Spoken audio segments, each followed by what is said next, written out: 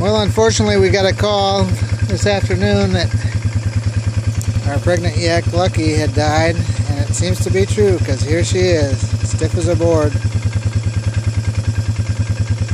So she's right here behind the house, so I gotta try and drag her up that trail.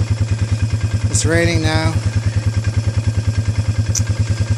She probably just died last night or this morning, so I'm gonna see.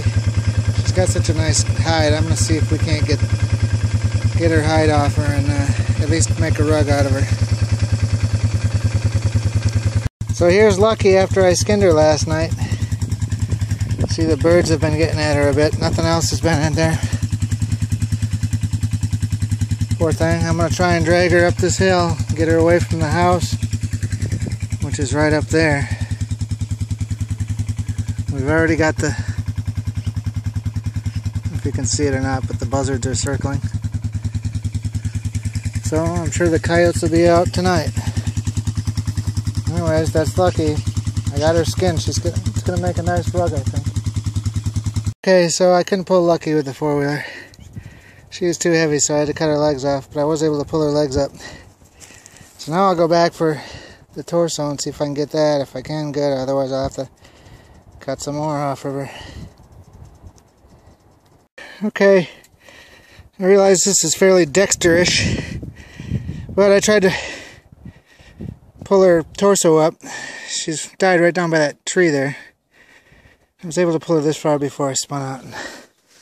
I gotta go way up there, so now I cut her head off, which I'm gonna hang somewhere so that we can get her skull out of it at least. Hopefully hook onto a couple of ribs and this thing will drag right up. So we'll see. We're almost there. Okay, here's Lucky back together again. I had wanted to take her up there by those trees up at the top of the valley, but I couldn't get her up past here. I didn't want to cut her into more pieces. So, you can see I did this Alaska style.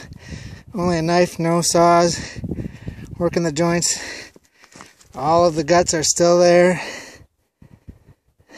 so they're not stinking all over the place, although I guess I want to see how pregnant she was, if she was, so that'll come next. The bonus of this place is I can see it from the bedroom window. So I can put my spotting scope over there, keep an eye on what's coming up. If coyotes come in here, I'll know about them. So that's the end of Lucky. I tied her head off to the tree. I don't know if it'll help or not, but I'll just as soon get those horns back someday.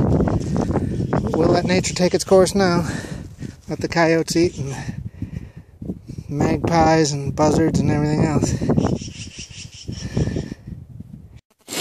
Okay, here's Lucky after her second salting. See if you can see it. It's going to make a pretty nice rug.